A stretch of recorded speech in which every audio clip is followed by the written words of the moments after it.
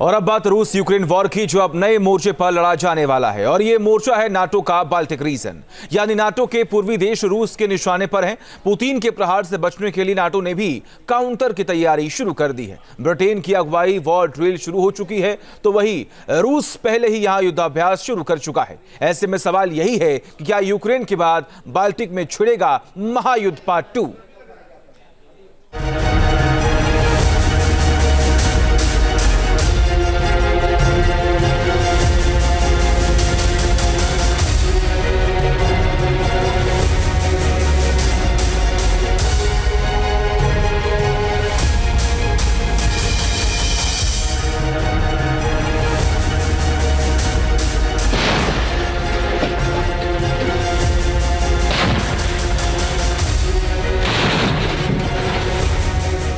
छिड़ने वाला है महायुद्ध पार्ट 2।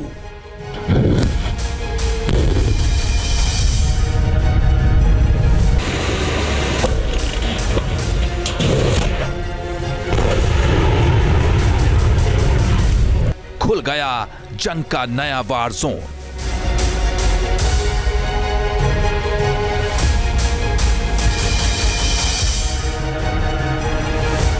बाल्टिक में होगी डायरेक्ट भिड़ंत।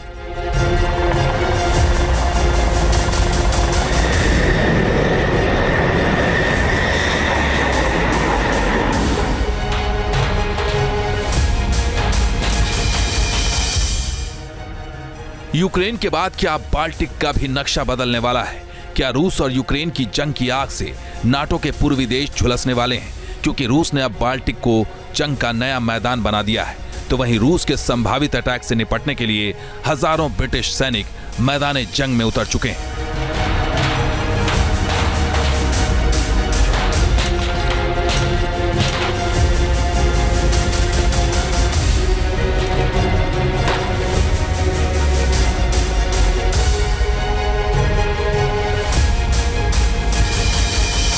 नाटो देशों की पूर्वी सीमा पर हलचल तेज हो चुकी है। रूस जहां जंगी तैयारी कर रहा है, रूसी सेना वॉर ड्रिल कर रही है।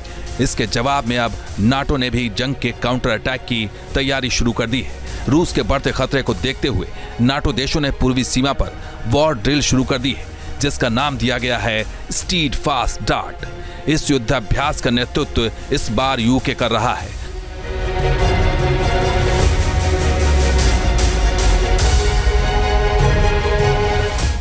दो महीने तक चलने वाले इस युद्धाभ्यास में हजारों ब्रिटिश सोल्जर शामिल होंगे। इस युद्धाभ्यास में 2600 से ज्यादा सैनिक, 730 सैन्य वाहन नाटो के ईस्टर्न फ्लैंक पर पहुंचने लगे हैं। रोमानिया और बुल्गारिया में होने वाले इस एक्सरसाइज में नाटो के नए सहयोगी देश भी शामिल होंगे।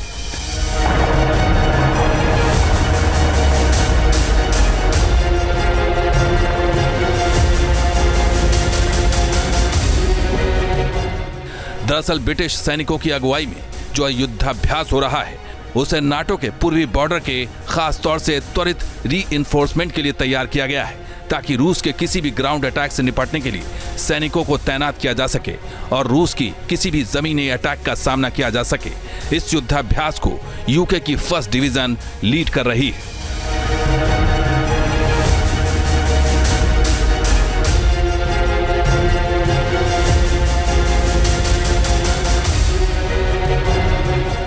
नेटो अपने आप को सशक्त और मजबूत नहीं बनाता है तो रशिया का जाहिर है कि प्रभाव बढ़ेगा, और रशिया और चाइना मिलकर के नेटो को भविष्य में और अधिक बड़े चैलेंज दे सकते हैं। तो आने वाले भविष्य में जो एक नए शीत युद्ध जैसी स्थितियां बनती हुई दिखाई दे रही हैं, एक नए तरीके का पोलराइजेशन बनता हुआ दिखाई दे रहा है, चाहे वो यूरोपियन थिएटर हो, चाहे वो इंडो पैसिफिक रीजन हो और विश्व के अन्य क्षेत्र हो, हर जगह महाशक्तियों के बीच में एक वर्चस्व की प्रतिद्वंदिता की संभावना दिखाई देती है। उसको ध्यान में रखते हुए नेटो को अपने आप को सशक्त और मजबूत बनाना उसकी एक अनिवार्य रणनीतिक आवश्यकता है।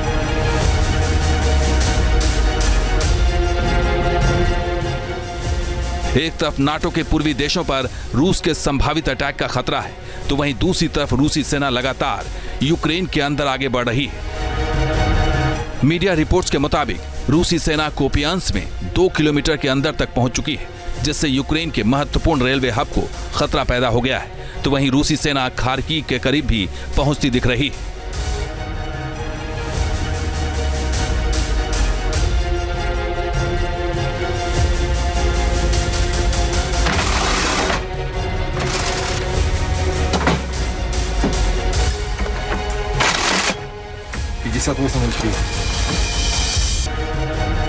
एक तरफ यूक्रेन के अंदर रूसी सेना की चढ़ाई जारी है, तो वहीं रूस ने अब अपने नए महायोद्धा को मैदान जंग में उतार दिया है। यह महायोद्धा है S-500, जिसकी पहली रेजिमेंट की तैनाती क्रीमिया में की गई है, ताकि क्रीमिया को रूस से जोड़ने वाले अहम ब्रिज की सुरक्षा की जा सके। यूक्रेन वॉर में क्रीमिया ब्रिज की अहमियत इसलिए है क्योंकि यही ब्रिज रूस को क्रीमिया से जोड़ता है। इसलिए यूक्रेन के निशाने पर यही ब्रिज है, जिसे उड़ाने के लिए यूक्रेन ने पूरी प्लानिंग कर रखी है और इसका ट्रेलर यूक्रेन ने क्रीमिया से सटे काला सागर में कई बार दिखाया है। साल 2024 में काला सागर में यूक्रेन ने रूस की नेवी पर 50 से ज्यादा हमले किए थे, जिनसे भारी तबाही मची थी। अब यूक्रेन फिर ड्रोन और मिसाइल हमलों से क्रीमिया को दहला सकता है, जिसके लिए यूक्रेन ने करीब 6000 लॉन्ग रेंज ड्रोन की फौज तैयार की है। यूक्रेन ने एरियल ड्रोन ही नहीं बल्कि नेवल ड्रोन की फ्लीट भी तैयार की है। नेवल ड्रोन रूस के वॉरशिप और उसके बेस को निशाना बना सकती है। माना जा रहा है कि यूक्रेन का प्लान रूस के मिसाइल कैरियर शिप को तबाह करना है। यूक्रेन के टारगेट पर क्रीमिया का ब्रिज है, जो अगर टूट गया तो फिर रूस का कंट्रोल क्रीमिया से खत्म हो सकता है। Team news nation.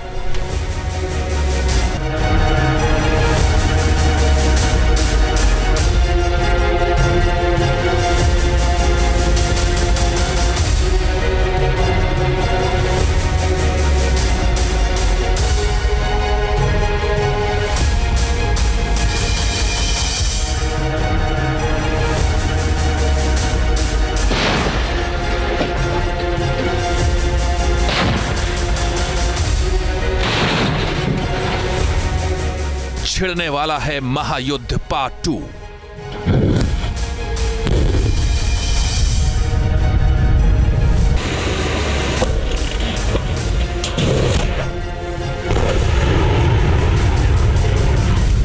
खुल गया जंग का नया वार जोन।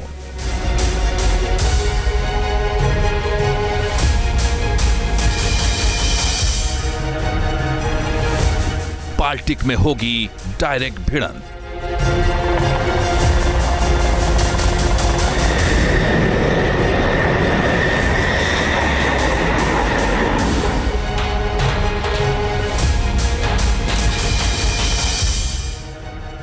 यूक्रेन के बाद क्या बाल्टिक का भी नक्शा बदलने वाला है?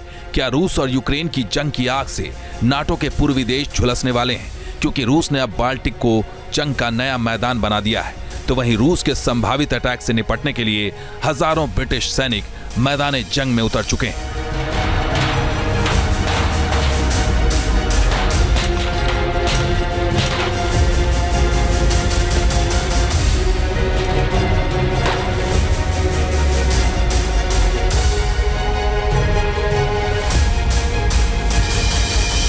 नाटो देशों की पूर्वी सीमा पर हलचल तेज हो चुकी है।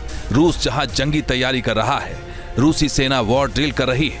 इसके जवाब में अब नाटो ने भी जंग के काउंटर अटैक की तैयारी शुरू कर दी है। रूस के बढ़ते खतरे को देखते हुए नाटो देशों ने पूर्वी सीमा पर वॉर ड्रिल शुरू कर दी है, जिसका नाम दिया गया है स्टीड फास्ट डार्ट। इस युद्धाभ्यास का नेतृत्व इस बार यूके कर रहा है।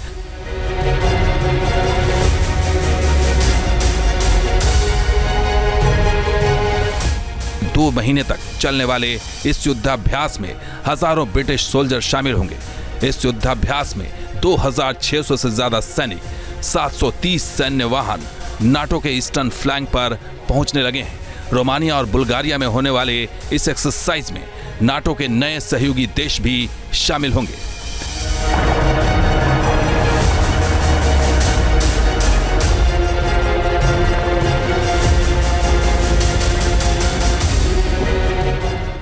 दरअसल ब्रिटिश सैनिकों की अगुवाई में जो युद्धाभ्यास हो रहा है, उसे नाटो के पूर्वी बॉर्डर के खास तौर से त्वरित रीइंफोर्समेंट के लिए तैयार किया गया है, ताकि रूस के किसी भी ग्राउंड अटैक से निपटने के लिए सैनिकों को तैनात किया जा सके और रूस की किसी भी जमीनी अटैक का सामना किया जा सके।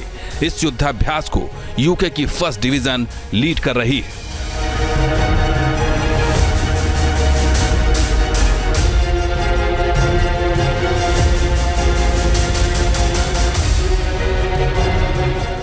नेटो अपने आप को सशक्त और मजबूत नहीं बनाता है तो रशिया का जाहिर है कि प्रभाव बढ़ेगा और रशिया और चाइना मिलकर के नेटो को भविष्य में और अधिक बड़े चैलेंज दे सकते हैं।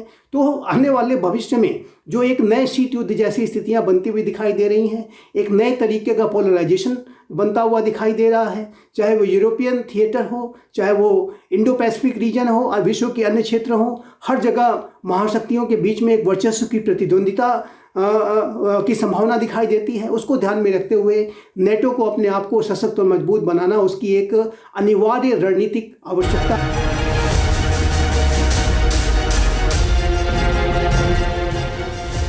एक तरफ नाटो के पूर्वी देशों पर रूस के संभावित अटैक का खतरा है, तो वहीं दूसरी तरफ रूसी सेना लगातार यूक्रेन के अंदर आगे बढ़ रही है। मीडिया रिपोर्ट्स के मुताबिक रूसी सेना कोपियांस में 2 किलोमीटर के अंदर तक पहुंच चुकी है, जिससे यूक्रेन के महत्वपूर्ण रेलवे हब को खतरा पैदा हो गया है। तो वहीं रूसी सेना खार्किव के करीब भी पहुंचती दिख रही है।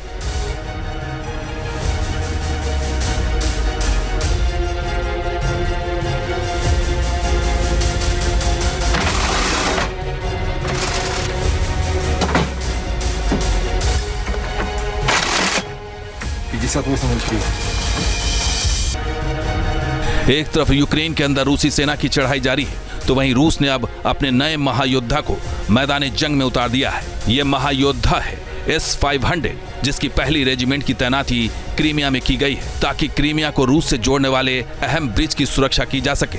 यूक्रेन वॉर में क्रीमिया ब्रिज की अहमियत इसलिए है क्योंकि यही ब्रिज रूस को क्रीमिया से जोड़ता है, इसलिए यूक्रेन के निशाने पर यही ब्रिज है, जिसे उड़ाने के लिए यूक्रेन ने पूरी प्लानिंग कर रखी है और इसका ट्रेलर यूक्रेन ने क्रीमिया से सटे काला सागर में कई बार दिखाया है।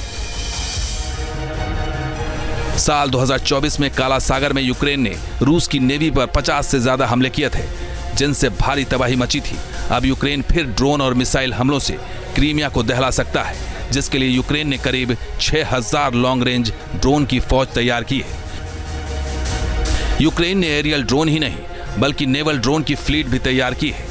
नेवल ड्रोन रूस के वॉरशिप और उसके बेस को निशाना बना सकती है। माना जा रहा है कि यूक्रेन का प्लान रूस के मिसाइल कैरियर शिप को तबाह करना है। यूक्रेन के टारगेट पर क्रीमिया का ब्रिज है, जो अगर टूट गया तो फिर रूस का कंट्रोल क्रीमिया से खत्म हो सकता है। Team news nation. News nation अब व्हाट्सएप पर खबरों की ताजा अपडेट के लिए न्यूज नेशन के इस QR कोड को स्कैन करें।